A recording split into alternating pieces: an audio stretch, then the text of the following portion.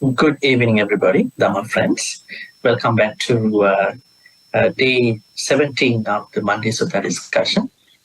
All right, so we'll get started by looking at the topic today. As Brother Leslie said, it is the fourth noble truth. Now, the fourth noble truth has been already discussed by me for many days, but we have discussed Fourth Noble Truth today in a way that we understand that it is a part of a single process, what we call the Four Noble Truth. Today, we're going to look at it as the Fourth Noble Truth. Maybe we might review, and you might probably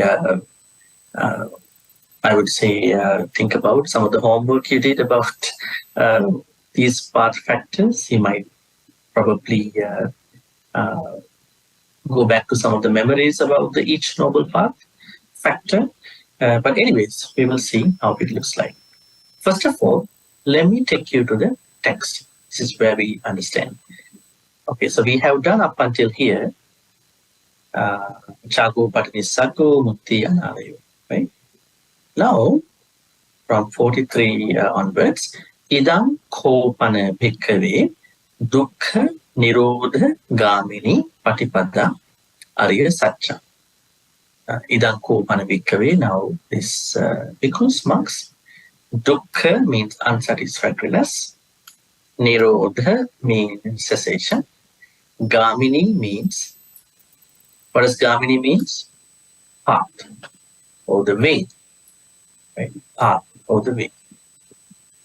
I heard today we are having two TVs. Can you see the text from the two TVs? I just wondered. I have sort of zoomed now. Can you see the text from the TV when I showed you? Not that clear? Ah, it's clear. Okay, good. Dukkha nirodha gāminī paṭipadā. Gāminī, the way, I would say. Paṭipadā, the path. Nirodha gāminī, the way leading to paṭipadā. Path. Ariyasaccaṁ, noble truth. And then you can see the very popular number of 8 noble path factors. Ayam eva ariyo attangiko makku. It is this noble path with 8 factors. Attangika. 8 factors. Maggo means path. Ariyo means noble, and Sayyatidam means, that is, maybe, what are they? All right. After today, you can see here, we are going to discuss about the Tiparivatta and Dvadasakkara. This is a further analysis about the Four Noble Truths. This will be our next topic. But today we will be finishing up with the Four Noble Truths, especially the context. Now, I'm going to the note today. Talk about the Fourth Noble Truth, especially its relevance, and probably the overall significance of the Four Noble Truths too. First, the elephant's footprint from the Paṭipadā Sutta. This is a very famous sutta in the Majjhima Nikaya. It says, by Venerable Sariputta, friends, just as the footprint of all legged animals are encompassed by the footprint of the elephant, and the elephant footprint is reckoned the foremost among them in terms of size, which means, now, if you see the animals, all kind of animals in the forest, especially their footprint, and the elephant footprint is the largest, and all the other animal footprint can be put inside the elephant's footprint. In the same way, all skillful qualities are gathered under the Four Noble Truths. What does it mean? All the kusalas, whatever the kusalas you are doing, they are what we call revolve around. They are spread out inside the Four Noble Truths. That means you will be not able to do any good kusala, I would say kusala, without putting them into the context of the Four Noble Truths. Right? The example is here, the elephant foot. Elephant foot is the largest footprint in the forest, where all the other animals' footprint can be put inside. That means it is in the same way, Noble Eightfold Path is the largest context of our Dhamma practice. There's no other practice in the Buddhist text. You could say, right, mindfulness, samadhi, sila. No, it is the whole Noble Eightfold Path. It is the main practice. When you say you practice Dhamma, it is not one particular thing. You are practicing your Dhamma journey means Noble Eightfold Path. That is what you are practicing. There is no other Dhamma journey other than practicing the Noble Eightfold Path. You can't say, I do Satipatthana, I only do Samatha, I only do Vipassana, I do Samadhi, I only do Sila. No, they are not going to be the proper way to say your Dhamma journey is the Noble Eightfold Path, which has everything together. This is what we will be discussing many other days. Let's go back again to the notes. All skillful qualities are gathered under the Four Noble Truths. Under which four? Under the Noble Truth of Unsatisfactoriness. And under the Noble Truth of the origin of the Second Noble Truth. Under the Noble Truth of cessation of the Third Noble Truth. And under the Noble Truth of the path of practice leading to the cessation of unsatisfactoriness, which is what we are discussing in particular today. So that means these four, which make up the Four Noble Truths, is the whole practice. You are not going to practice any other thing in your Dhamma. This is the main practice. And the Buddha in the Mahaparinibbana Sutta clearly mentions that becoming a Sotapanna, becoming a Sakadaga, becoming an Anaga, becoming an Arahant is still possible if somebody practices the Four Noble Truths. Especially the Four Noble Truth means the Fourth Noble Truth, that is the practice. You can see in any doctrine and discipline where the Noble Eightfold Path is not found. If somebody says, I do this, but there is no any emphasis, there's no any relevance to the Noble Eightfold Path. No contemplative of the first, second, third, fourth, that means Sotapanna, Sakadagami, Anagami, Arahant is found. They will not come to anybody without this path. But in any doctrine and discipline where the Noble Eightfold Path is found, contemplative of the first, that means the stream winner, once returner, non-returner, Arahant, they are to be found. Right? This is also very interesting. And if anybody dwells rightly this way, this world will not be empty of Arahants. That means it is a clear indication that what I call becoming an Arahant, becoming a Sotapanna, becoming an Anagami, becoming an Arahant, they are still need to be considered as to be possibilities, potential things that one can attain. Also, I want to quote another sutta to talk about the Fourth Noble Truth, in particular the Noble Eightfold Path. This is called Avijja Sutta. In this Avijja Sutta, it is said that ignorance, avijja, precedes the attainment of unskillful qualities with lack of moral shame and moral fear following along. That means whenever we do an akusala, that state of mind of avijja, so that state of mind of akusala is always preceded by avijja. Avijja means, what does avijja mean? Avijja means not knowing the Four Noble Truths. That is avijja. Because every time you make an akusala, maybe you lie to somebody, you speak some harsh words, you slander, you make gossip. Anytime you make an akusala, your state of mind, that akusala mind, is preceded by avijja, ignorance. Not even avijja. Avijja plus hiri and ottappa. Actually, hiri and not, we have to say the opposite. Ahirika, anuttappa. Let me write those words for you. Ahirika, anuttappa. Ahirika and anuttappa. I will get a little bigger. Lack of moral shame and lack of moral fear. Fundamentally, avijja, right? Not knowing the Four Noble Truths. Let's see whether I can make it a little bigger. Avijja. Avijja. Okay. So it is said that whenever someone is going to do an akusala, that akusala is preceded by avijja and ahirika and anuttappa. So that means if somebody is going to do a kusala, then what should happen? It should be the other way around. Then it should be vijja, knowing the honorable truth. It should be hiri, moral shame. Then ottappa, moral faith. So I would call this as what we call. This is how we are doing akusala. This is the thing that is happening to us when we are doing akusala. This is what happens to us.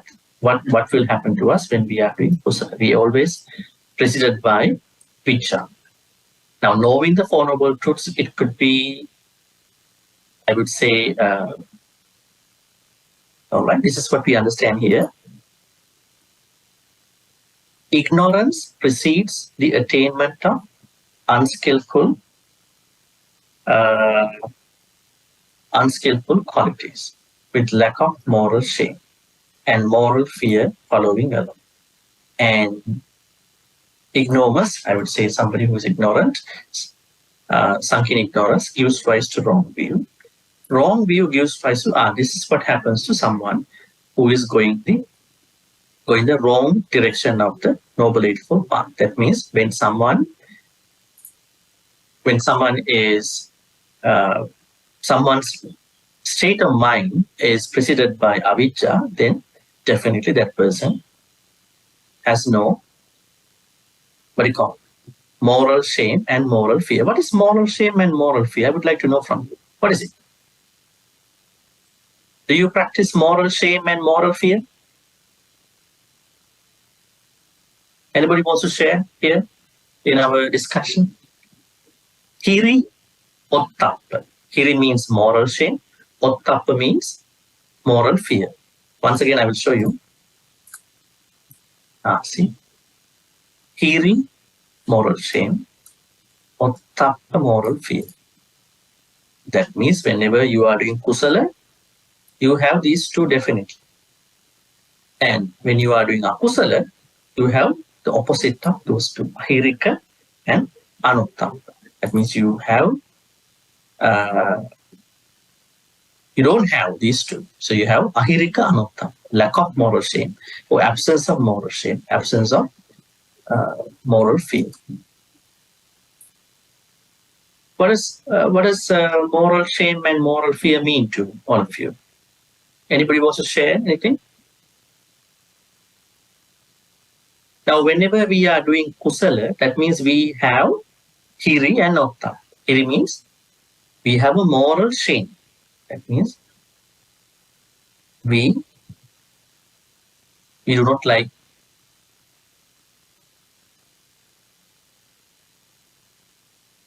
monas to do an akusala. On the other hand, we are scared of doing an akusala. Why is it? It is because why we are scared of doing an akusala? It is because we will have to face the consequences of akusala in this life, next life, maybe socially, legally, in whatever the ways.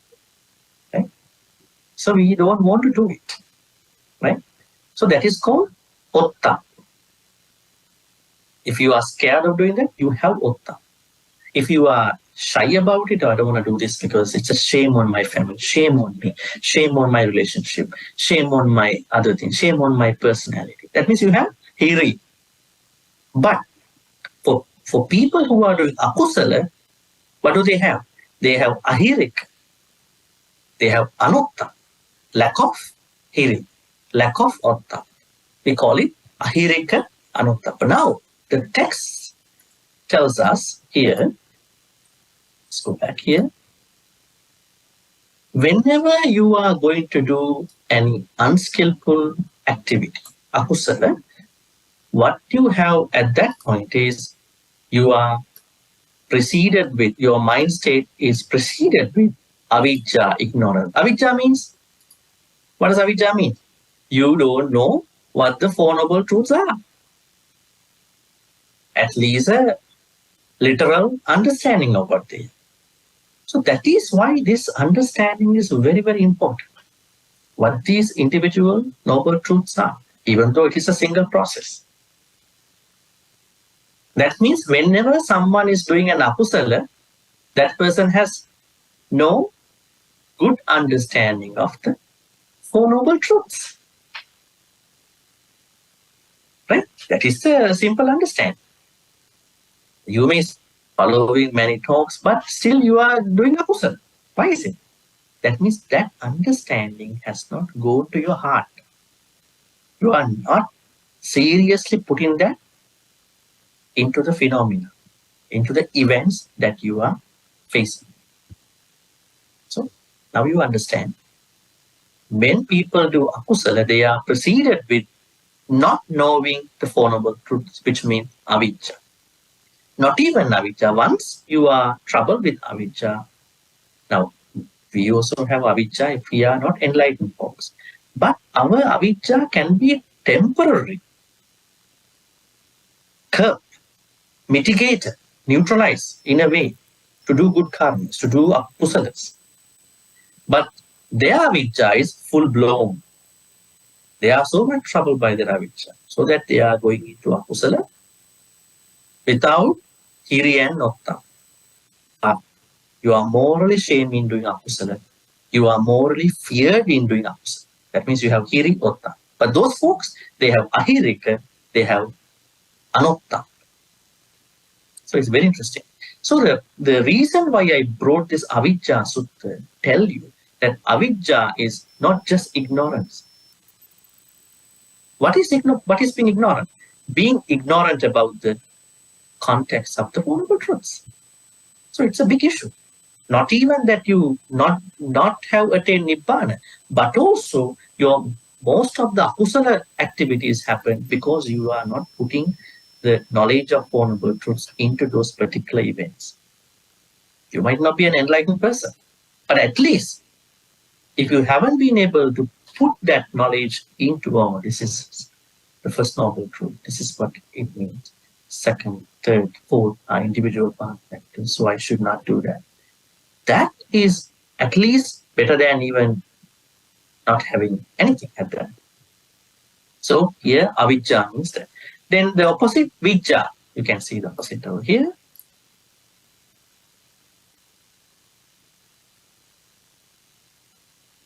You can see here in the next slide.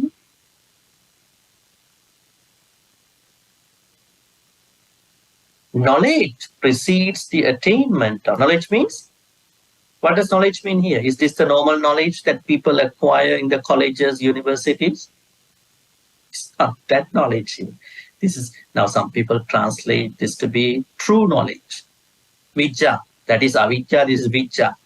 This means that you have a certain understanding about the Four Noble Truths, literal or contextual, and you have been able to put that knowledge, put that understanding into certain events where you are engaged with, maybe household, outside, work, everywhere, when you are engaged with other people, dealing with other people. Because you have that particular ability, that means you have vijja, then you are supported by hiri ottappa. Then what is happening to you? Knowledge or vicca precedes the attainment of skillful.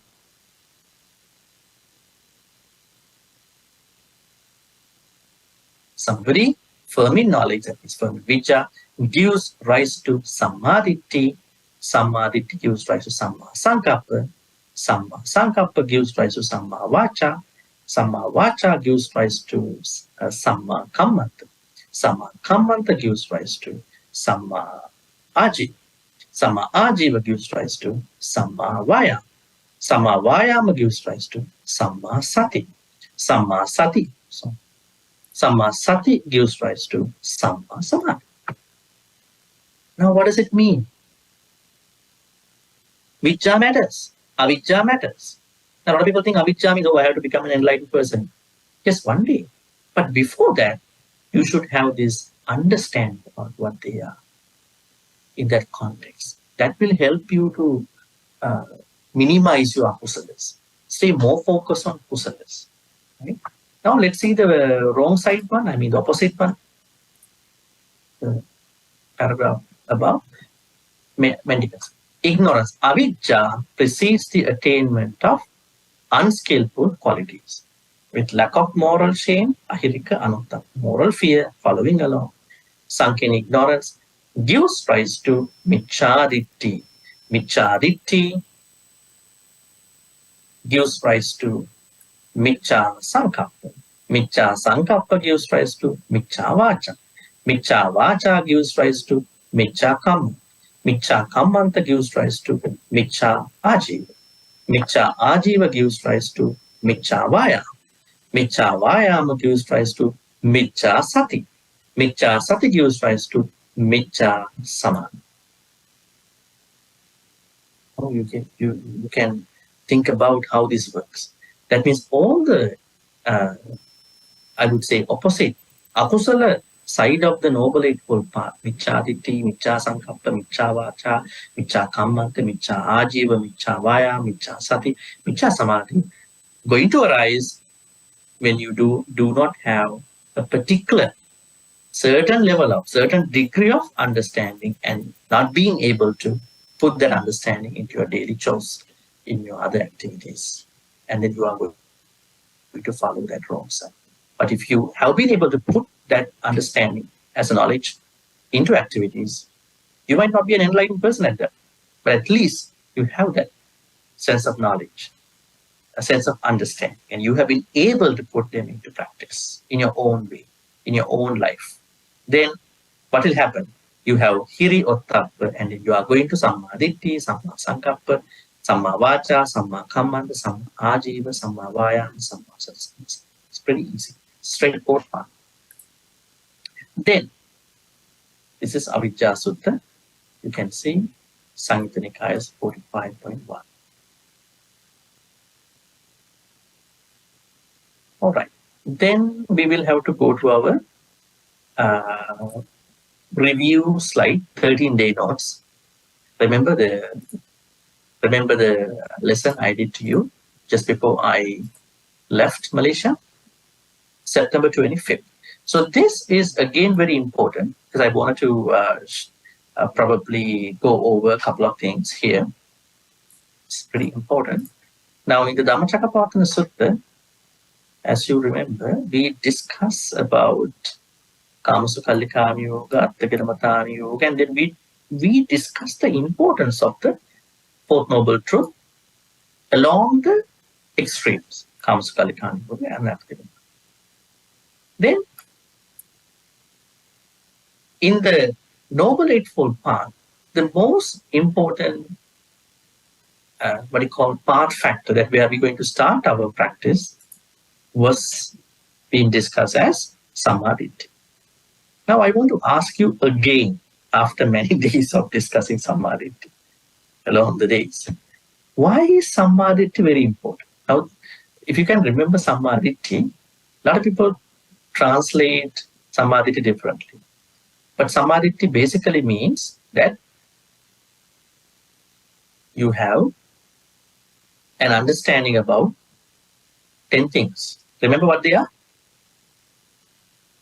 Let's go to our slide.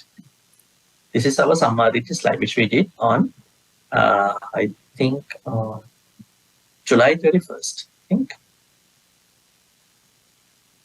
we discussed Sammaditthi to be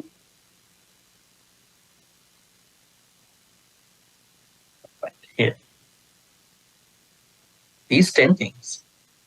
There is merit, believing there is merit in giving alms, dana. There's merit in large dana. There's merit in small offerings, dana. There are results from kusala and akusala. My mother is a special person. My father is a special person. There is this world and there is other world, that means punarbhava, rebirth. There are spontaneously reborn beings. And there are ascetics, wise people who develop special powers through direct knowledge. Okay, so these 10 are the basic, things that you have to develop in your mind to create Sammaditthi. But if you look at these 10, what is the most important element that you need to have in your mind? What is the concept that has been pervading everywhere in those 10? Karma is the karma. You could see here, there is merit in giving alms. What does it mean? That means you are creating good karma. Merit again. Good and bad action, there are results. Vipaka, that means kusala karma. Mother is a special person, father is a special person. How do we relate that? Good karmas. When you take care of your mother, father, you are creating good karma. It's also karma, right?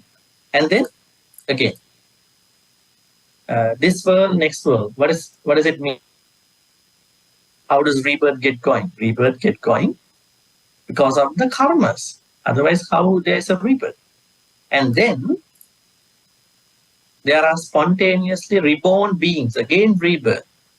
There are kind of beings who are reborn without mother-father connection. Rebirth also come. And there are wise people who develop certain powers through meditation. That means it is also a certain angle of karma, because when you are developing good skillful activities, then you are creating the results of them. So if you look at these 10, they all reflect about one very important concept. What is it? Karma. But we have a particular Pali word for that. Let's see what does it mean.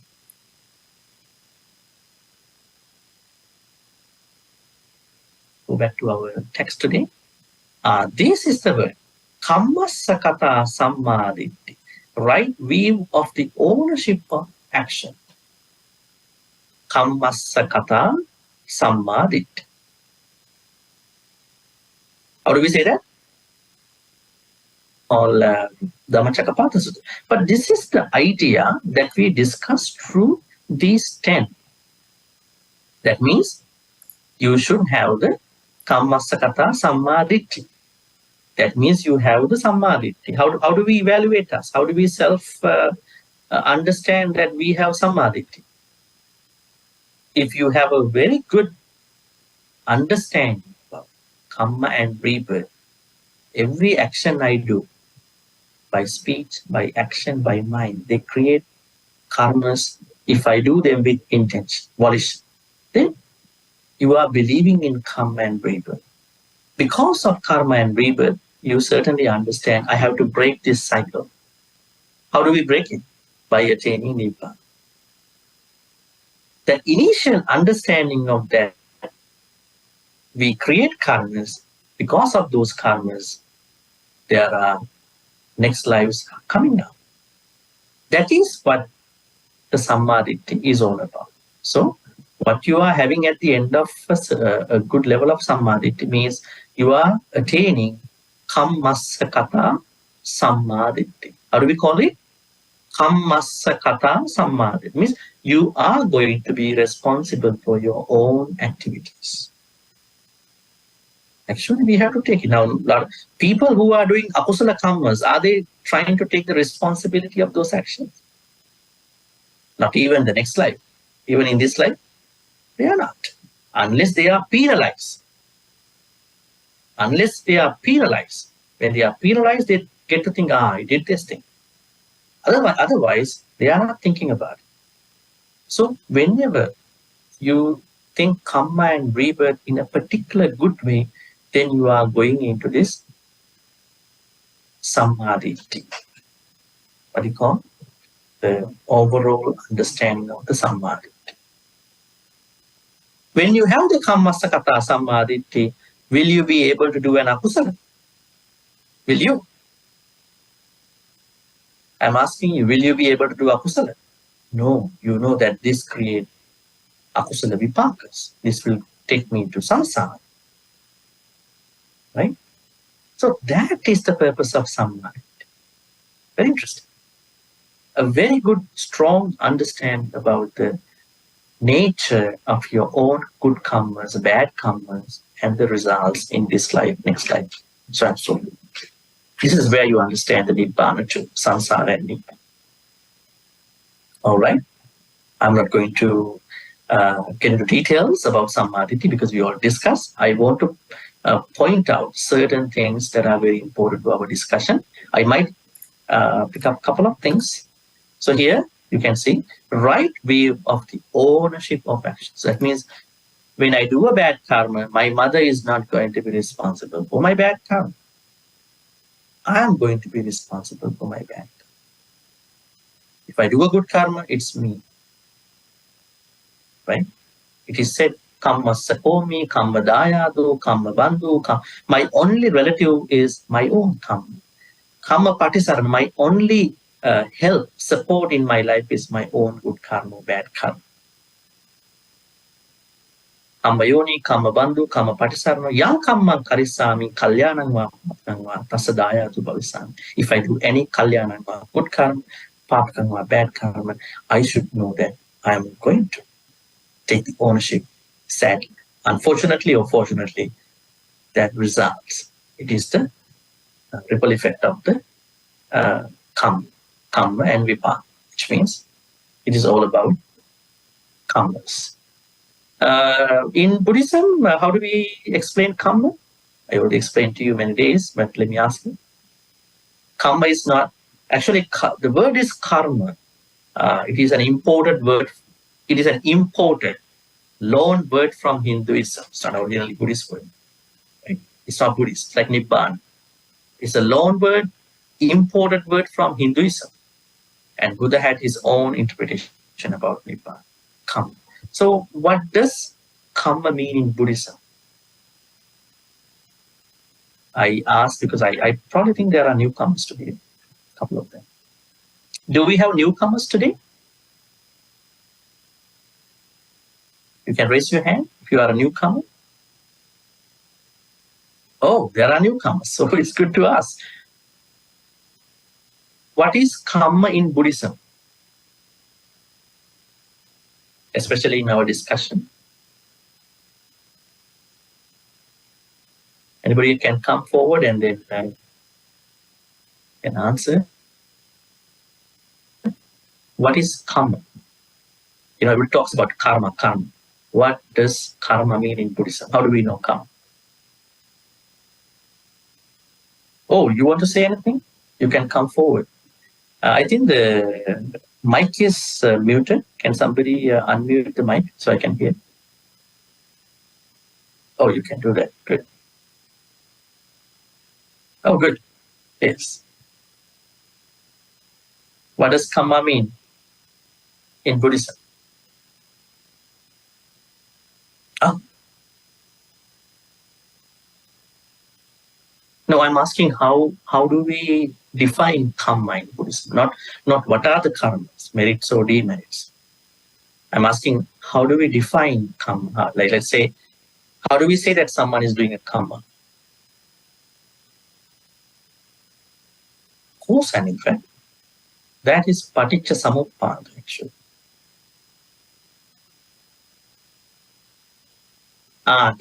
Intention, that's a good answer.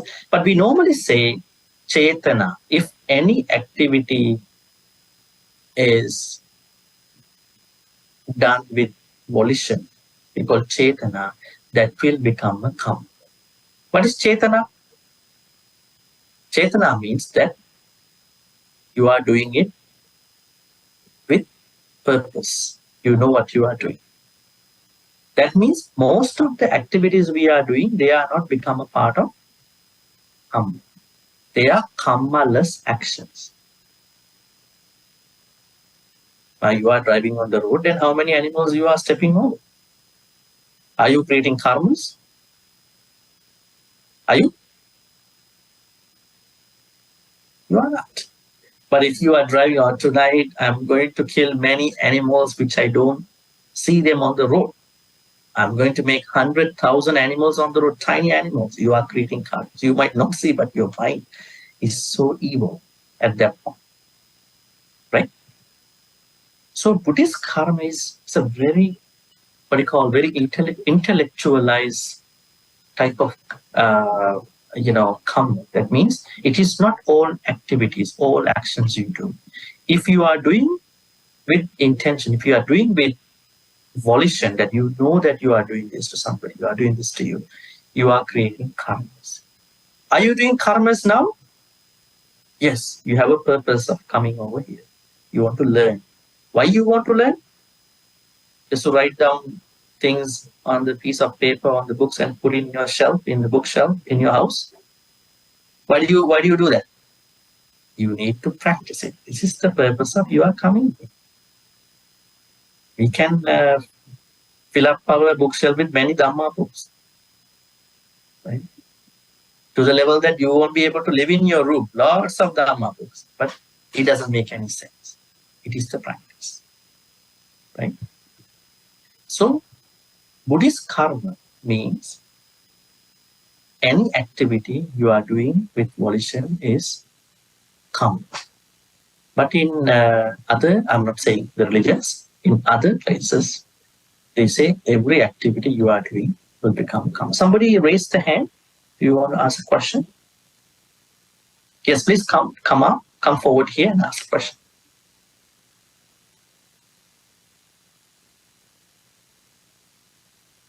I don't have opinions.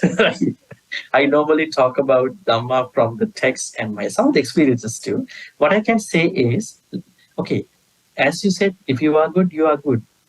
What made you to be a good person? Then that we have to talk about that. Then everybody should be good people. If you are good, be good. That means definitely there must have been a reason behind that goodness of that particular person. Maybe the environment, maybe their family background. This is one. Maybe that person has self-improved in his life or her life. Or maybe there may be a person in a family who has a very negative influence from the family, negative influence from the environment, but that person is good. That means this individual has been developing these good things from past lives. Because Buddha talks about the samsara. We cannot evaluate anybody from only one life. Right? We cannot do that. Nowadays people talk about why can't women become the Buddha? Yes, they can become the Buddha. Some are Buddha. But this is a samsara. You cannot do it. You cannot answer that question in one, from one life. Now science talks about only one life. Right?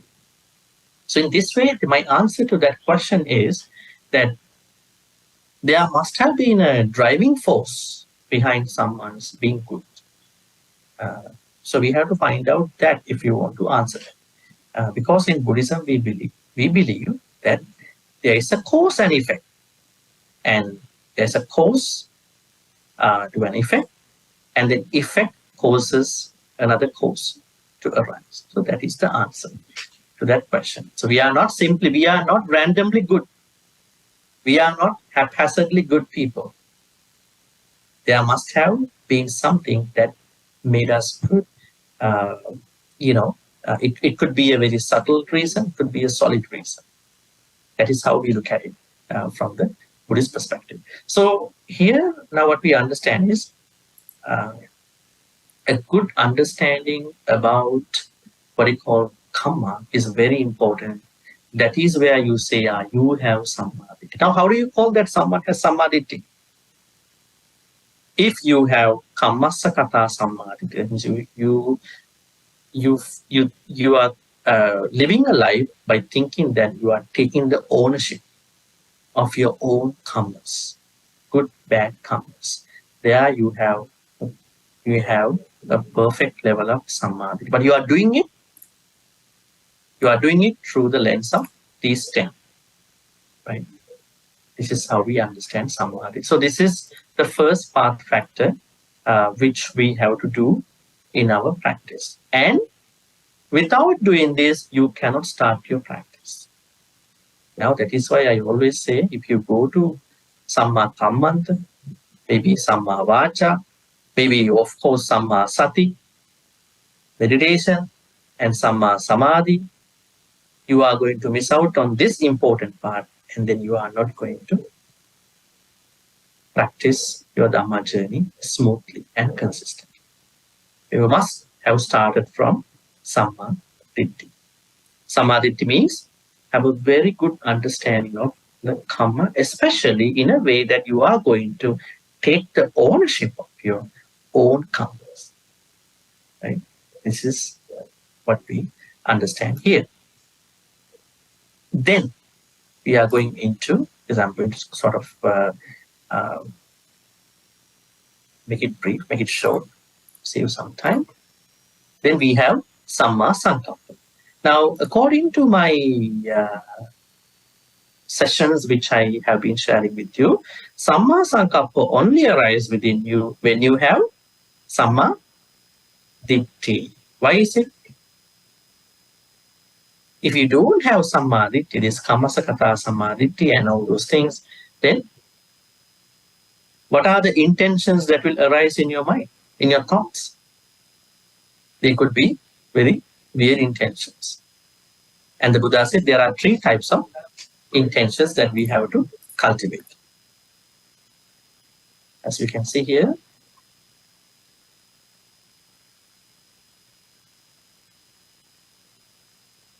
Samma Sankappa. See, what are these 3 wrong? Especially if you are not having right view according to the Dhamma perspective, you will have a lot of lust, a lot of ill will, a lot of cruelty. Avasankappa, Vyapada Sankappa, Vihinsa Sankappa. Why is it? You don't believe in the Kamma. You don't have a good understanding of the Kamma. Now, you might think about somebody here, maybe outside, who is only doing good karmas every day, offering dana, doing sila and all that. Right? Maybe not thinking about any cultivation of the mind. That is also a problem, because now that person has to follow the whole noble path, whole Eightfold Noble Path. Right? Not mere doing good karmas is not the way here, but starting with that point here at the Sammaditi level. So if you have Sammaditi, you won't have what you call Miccha Sankappa. You have Samma Sankappa. That means you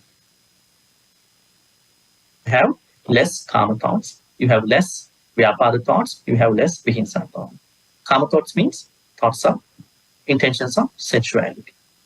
Intentions of, then Vyapada, ill will.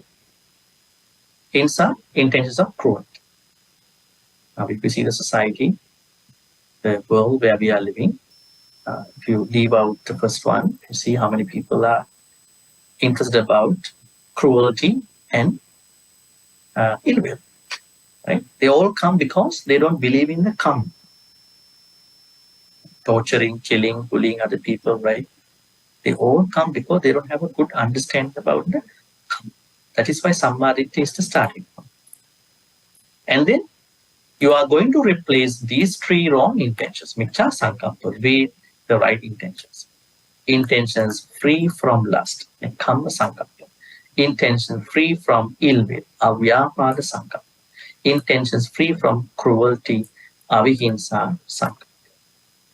Now this is what we call by Samma Sankappa. So the driving force for you to practice Samma Sankappa is Samadhi. Now, Dukkha, nirodha, gāminī, paṭipadā, ariyasaccaṁ is this practice, right? Samadhi. Now here, Samma Sankappa. Samma Vacha, let me ask you, I think you have already studied about it before. What is Samma Vacha? Right speech. What is right speech?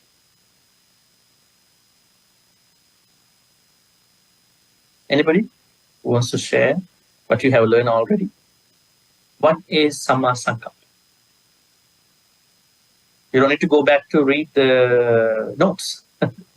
What is Samma Sankappa? Samma Sankappa means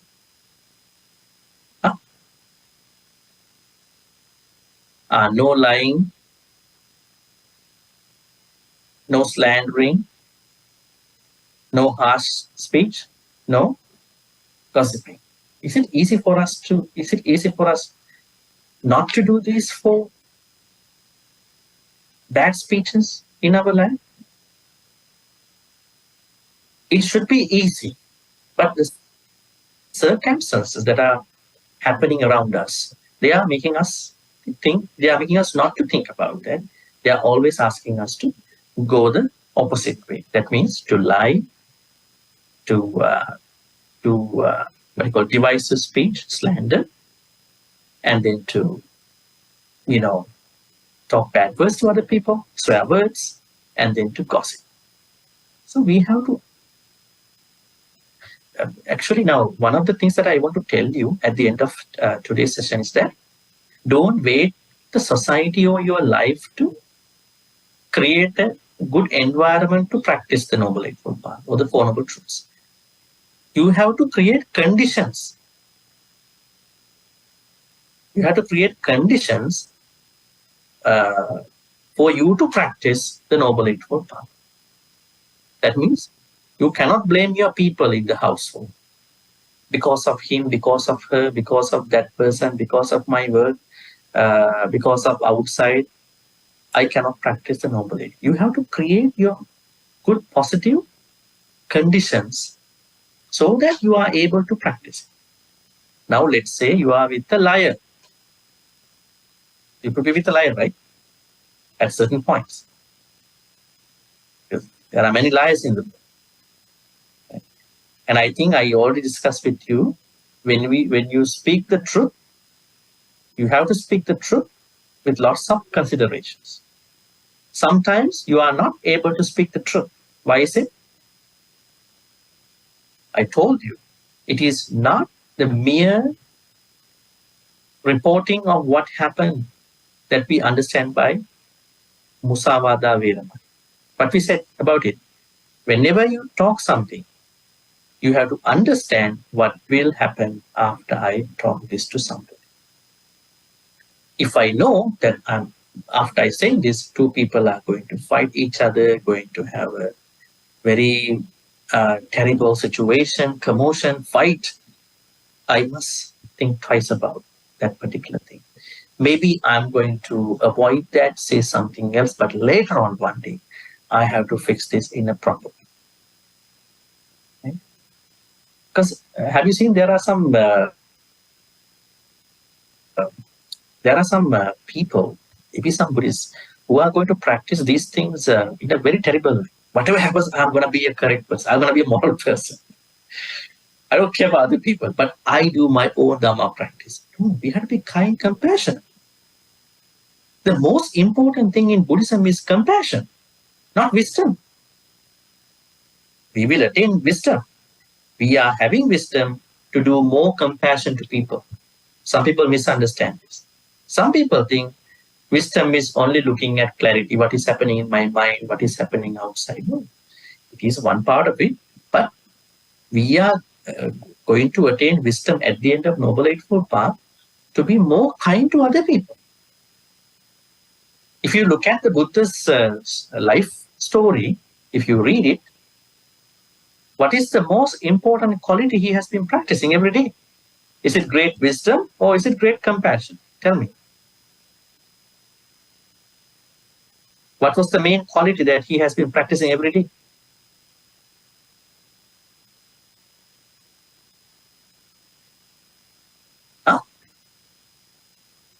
Maha Karuna. This is a very famous word. Maha, not Mahapanya. He has Mahapanya. Why do we have Mahapanya? He has Mahapanya. Why do we have Panya? Just to see things as they are? Is it the only thing? No. I have to serve the people. I have to help out the other people. Buddha did that every day, every morning. Every morning he was watching somebody. Who am I going to help today? Mahakaruna. So, I'm talking to those people. If there are people outside in the world that I do my practice, I don't care about other people, that is very bad. That is not being kind. You have to practice your Dhamma things by considering other people all the time. That means you don't have to do anything wrong, akusala, but you have to be very caring, concerned about other people. Buddha did that. Every day he was doing that every morning. One day he saw one man called Bahya Daruji. This man went on a ship voyage. Halfway of the ship voyage, ship was wrecked. And then on that day he is going to die. Then Buddha sped up and he went to help that person. Sopaka, Mattakundali, all these individuals, good and bad individuals. Even Angulimala. In the morning he is looking at who is the person I'm going to help out today. Are we doing that every morning? Are many people doing that every morning? Or are they thinking, whom I'm going to attack today? Whose bad things I'm going to talk about today? Who is my target today? Who am I going to put down today? Maybe today evening, today morning. This is why we have to understand this Maha Karuna. I always tell people, Maha Karuna means great compassion. We might not be able to practice great compassion, but we are not the Samma Sambuddha. But we have to practice then Karuna. Not Maha Karuna, but at least Karuna. How do we do Karuna? We should have wisdom for that. When we have wisdom, we know who is the person I am going to help out today. Where should I go? What should I do? Now, going back to Musavada Veramani. Now, let's say I am going to talk the truth of what happened. But I have to think about what will happen if I talk this. Maybe I'm going to be silent today. I'm not going to be talking anything today because if I talk something, it will affect these people. Maybe I'm going to tell that truth not today. Maybe after many months. I'm very concerned about other people. That is kindness. That is compassion. And then Musavada Veramani, then Pisuna Vacha Veramani. When some people open their mouth, they already divide other people. Break other people, relationships, everything. Because they don't know what they are talking. So Buddha said, always talk things that will unite people, bring people together, keep the relationship together. That's a talent. That's a kusala. Because if we are not mindful what we talk, we definitely create lots of mess between people, among families and everything. Now you can think about this is not even becoming an arahant. This is your practical life. This is your daily life, which the Buddha talked about. And Parusavacha Veramani. How many of us think about from morning to the evening? Are our words very kind to other people? Because words are like knives, right? Whenever we talk, many people can get hurt. There are more sensitive people, there are very strong people. Are we really considering what we talk to other people? Over the phone, maybe social media, maybe in our household, other places. If you are really concerned about what you talk, you're such a good person. You are really practicing Samma. Then Samma, what's the other one? The last one? Gossiping, how do you call it? Sampappala Veramani. Sampappala Veramani means that you are talking only the necessary things. You are not talking unnecessary stuff. When some people start talking, they all talk about things that are not necessary for the conversation. So we had to only talk the relevant things, not unnecessary things, not time-wasting stuff. not something beneficial to other people. You might see that one gossiper meets another gossiper, they talk all the beneficial thing between them. But here what we talk about is kusala stuff, good stuff. Now, when you practice words that are not, that are not what you call musavada, false speech, that are not what you call slandering, dividing other people, that are not hurting other people, that are not wasting other people's time and your time, you are going to practice Samma Vaca. But this is very important. Whatever the good things you are practicing in your life, you have to always practice those good things with karuna. It's very important. If you don't do that, your practice will not be smooth. You're going to be a very rough person in that practice. I think a lot of people don't understand this. When they practice it, they just want to practice as much as they read from the books, and finally they're going to become a very unkind person. Maybe the earlier version, previous version of that person is better than that. This person was a good person before. But after learning without a proper teacher, proper understanding, they're going to become more rough and more, I would say, what you call not engaging with the society, not engaging in others. Samma Vaca. Then when you have Samma Vaca, good speech, then what will happen? Your actions will become important. Now, here words and then Samma Kamma. How do we discuss Samma Kamma? What are the good actions, right actions? What are they? Not killing other people, not going to take other people's lives, other beings' lives, and not taking what's not given, and not misbehaving. Right? These are the first three precepts of the 5 precepts. They are not very big rocket science, right? But you come to this point after what you call Samma Vaca, speech. That means even when you have to practice, when you are going to practice 5 precepts, you must have practiced few other things in your practice. Samma Ditti, Samma Sankappa, Samma Vaca. Otherwise, your 5 precept practice will not going to be smooth. It's going to be a very difficult journey for you. You might say, today I broke something. Yesterday I broke 1 precept. Why is it? Because you have not started your Sila practice from Samma Ditti.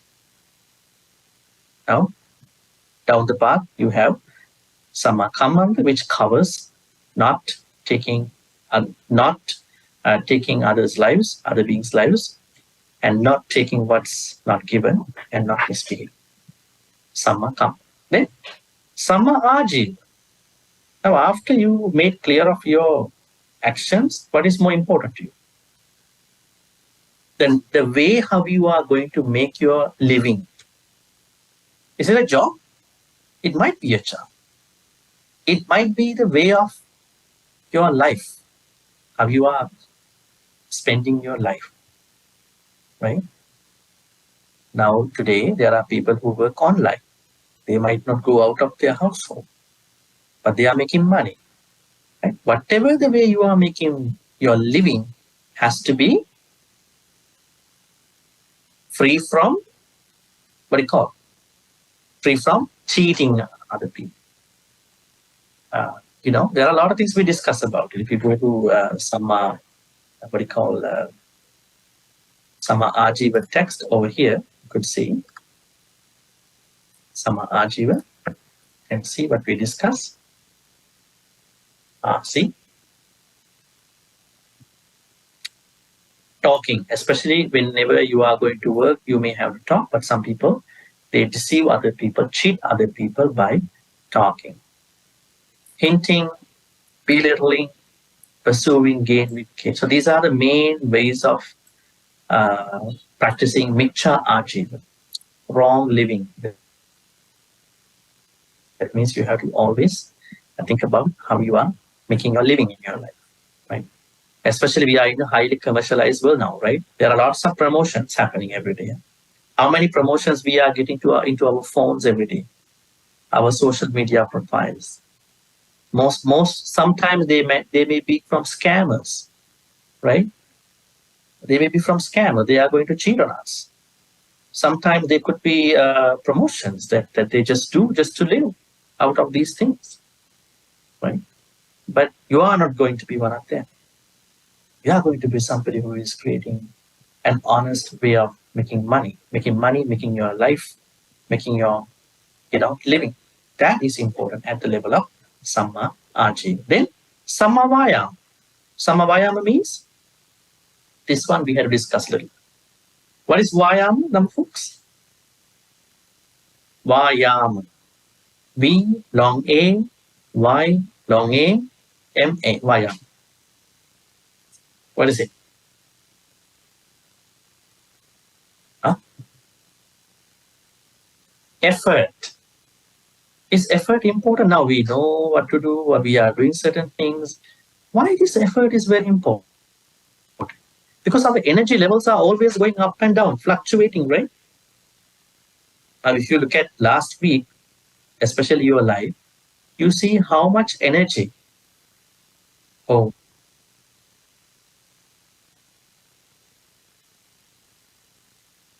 energy not about normal thing, energy about doing kusala and then preventing from akusala. You know this is kusala, you know this is akusala, but energy has made you incapacitated, not being able to do it properly at the right time. That means you should have a very good understanding about the right effort, not just effort, right effort. And I told you, Samma Vayama means effortless effort. Remember? Samma Vayama means effortless effort. How come there is an effort without effort? Because normal effort is hard working. If you go to the West, they talk about hard working. They talk about effort, they say everybody has to work hard. You won't make any money out otherwise. But this is not hard working. Dhamma practice is not hard working. It's not you go into the forest and do 10-hour meditation. It is a practice that you do smoothly. Your Dhamma practice has to be smooth. Remember the advice the Buddha gave to one monk. I think we have discussed that. I think I shared with you too. There was a monk called Sona. What was his name? Sona. Who was Sona? He was a violinist before he became a monk. A musical person. Very easy to understand Dhamma, right? Very sensitive to the sounds, very sensitive to the perfectionism. Very easy. Musicians can, I'm not generalizing, but especially in the monk Sona's case, he was able to understand. Then he said, Bhante, I'm going to leave. I can't practice Dhamma. Then the Buddha said, okay. He didn't say anything. He asked him a question. The question was, before you became a monk, you were a violinist, huh? You play well. Very famous one. So let's take two occasions in your practice. What if you play your instrument, too strong, too hard? What will that bring to you at the end, especially as the performance? And he said, it will be rough, and then it won't produce the sound that I expect. What if you, play the instrument so soft? Then it will become slack. The sound is not even there. So being hard and being soft, don't be too soft in your practice. Don't be too hard in your practice. Now, what does it mean? Then he asked monk Sona, when you are not too hard on your musical instrument violin, when you are not too strong in your violin, what could be the sound that you are creating? A very good sound that I can create with that particular musical instrument. Same is the Dhamma practice. In your Dhamma practice, don't be too hard on it, but don't be too soft on it. Be in the middle. Now, this is the problem to many people. Either they are overdoing their Dhamma activities. They are giving lots of pain to them. They are overdoing. They are too much onto their practice. It's not important. You are not going to make anything out of it if you are doing so. But there are people who are taking things very lightly. They are just doing a couple of things only, very light in their practice. It is also not good. Try to see your consistency. It is not like a violin, because each one's life is different. Each one's way of practice is different, right? So you have to find out that perfect balance, perfect in-between nature, like that. So vaya, right? Effort. Effortless effort means that your energy has to be very much balanced. If you have no balance in your energy, then your effort is going to be just like a hard-working energy. And I told you an example in practicing right effort. What was it? Remember? There was a simile that I explained to you when you have to practice right effort. What was it? A gardening project, right? A gardening project. And I told you what you are doing in terms of right effort is you are doing two things for akusala, you are doing two things for kusala. For akusala, preventing and removing akusalas. And then for kusala, creating and maintaining. Let's go back to the akusala side. Preventing inactive akusala states of mind, putting your right effort to prevent any inactive akusala states of mind. Tell me an example. Now you are not a person who is annoyed by small things. You can tolerate. Your tolerance is like 8 out of 10, not like 5. Okay? But since last couple of weeks, something is happening to you, and you get mad very fast. You get annoyed very fast. Then, now what should you choose at this point? That means you are already a good. So what? So you have to prevent any unnecessary, especially akusala states of mind to appear in your life. Second, remove. Now, unfortunately, you have been, infested with the akusala state of mind already for some reason. Then you are going to remove them. You have a bad anger already, right? And jealousy. So you think that I need to work on it, otherwise this will take me over down the path. You gotta remove it definitely. And then you have to create kusalas, inactive kusalas. And you see that although you are offering dana, you are taking precepts, you are practicing meditation, you are doing so and so, but you understand there are certain things in your Dhamma journey that you have not been incorporating in your practice. So you find out what they are, and putting right effort to create them. And then you already have good things. You already have a very good kusala life. Then you are going to maintain, deepen that practice. I said these are like a vegetable garden project. That means if you have a good gardening project, you don't like any weeds happening in your garden. That means you are doing certain things. You are maybe adding some fertilizer, you are adding some chemicals and all. And the second, removing means now, of course, something has gone wrong. You have weeds already. Then you are trying to remove them. Good side. You've been having this gardening project for some time, but you are not happy about it. Means you really need some more fruits, vegetables in this garden. So you are getting some second opinion from other people. I have a garden, but I'm not happy with this garden. Can you give me some second thoughts? Can you give me some idea? Maybe you are approaching a nursery. You are approaching somebody who has some botanical knowledge. So you're trying to create some good stuff in your garden. And for the last one, that is deepening, maintaining your practice, how we can take it. That means you already have a good garden, but you need to maintain it. If you don't maintain it, things will fall apart. So this is Sammavaya. That means you cannot be a good person in Buddhism just by looking at today. Your practice has to be consistent. Right? This is what Sammavayama means. There are people who might think yesterday I was a very good person. Because of that, I will be a good person all along. It is not. Every day you have to take care of it. Take care of your state of mind. Take care of Dhammacakkappavattana. Finally, not finally, Sammasati day. Sammasati means, now whenever you have the right effort, what is going to be possible for you? Now whenever you have right effort, what is going to be very possible for you? Very easy for you. Sammasati. That means the practice of the 4 satipatthanas will be your next project at that point.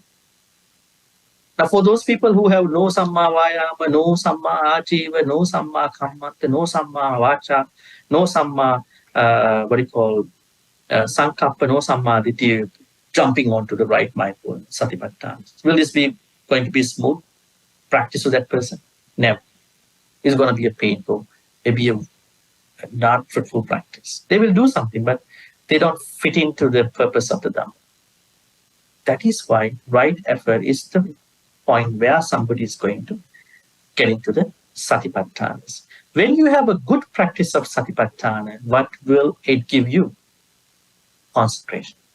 Right concentration. After right concentration, where is wisdom? Where is wisdom now? Now we are looking for the wisdom. Where is it? Now you already practice Samma Samadhi also, now at this point. Where is wisdom? Wisdom naturally arises when you practice Samma Samadhi. It is natural. It swells out of the Samma Samadhi. It is not another practice. It is the, end result of this whole practice. Now, back again to the 4th Noble Truth. Let me summarize this to you today and then finish up. Idang kopana bhikkhave dukkha nirodha gāminī paṭipadā. Now, dukkha means what we call here, we take it as unsatisfactoriness, and the way leading to the cessation. Nirodha means cessation. Now, what are we doing for our unsatisfactoriness on a daily basis? We are going to temporary. We do some plaster treatments every day. Whenever we have an unsatisfactoriness, we do some plaster treatments. Tomorrow it will not happen. And I do something today. So we do things like that. But this is called nirodha, cessation. We don't want to cease it. How we can cease the unsatisfactoriness? By putting these 8 factors into the path. One by one, and then practicing simultaneously one day. One by one, we do it for the first time, and then how do we practice it? All together. I told you the other day and many other days, there are people who might think, this month I practice Samma Ditti, November maybe Samma Sankappa, December maybe Samma Vacha, then you will forget about everything by April. That means first, you maybe within a month of time, you try to think about these 8. Try to practice one by one, giving kind of a window about it. And then maybe after that, you're going to practice all these 8 together whenever you think the time is up for different, what you call path factors. Whenever you speak with Samma Vacha. Whenever you act, you work with Samma Kamma. Whenever you come up with intentions, you do it Samma Sankappa. Right? Whenever you are working with your living, you practicing Samma Aji.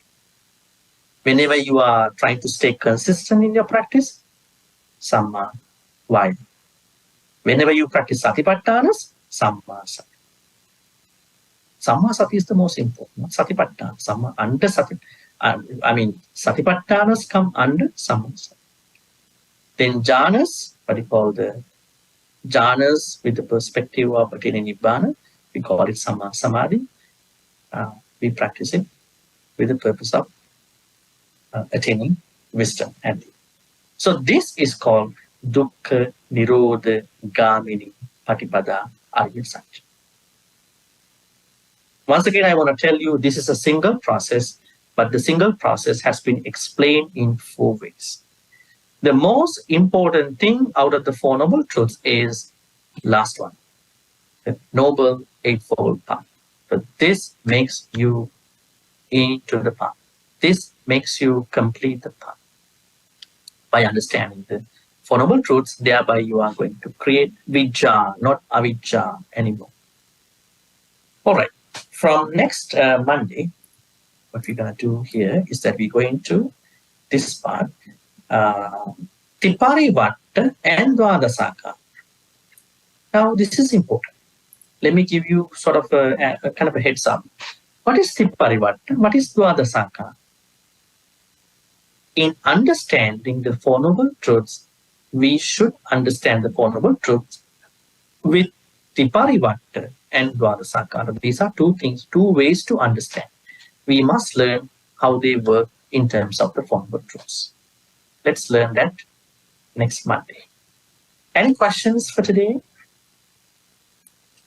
Now today you should be able to ask anything about the Four Noble Truths because we are going into the Tiparivatta and Dvadasaka of the Dhammacakkappavattana Sutta.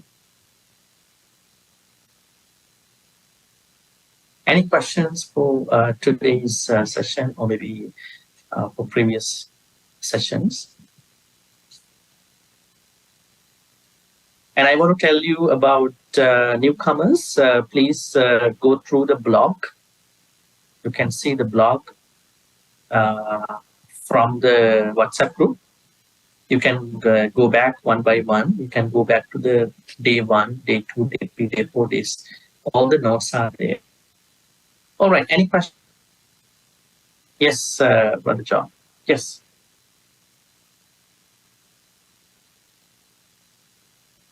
Yes, that is the most important reason why people have moral shame and moral fear. But there are other reasons too. Let me tell you other reasons. Some people have hiri and nottappa because there is a pressure from the family backgrounds. My mother will blame me, my father will blame me, my family will blame me if I do this wrongly. Another thing is, punishments. Punishment, the penal court of a country. Let's say if I do this, I will be prosecuted, I will be arrested, and I will have to go through this and that.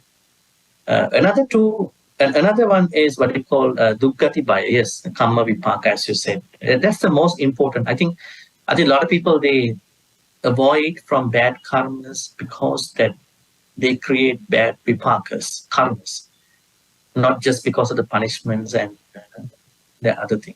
Yes, so the primary inspiration for many people to have hiri and nottappa means karma. Yes, they will have to go through bad experiences in these lives.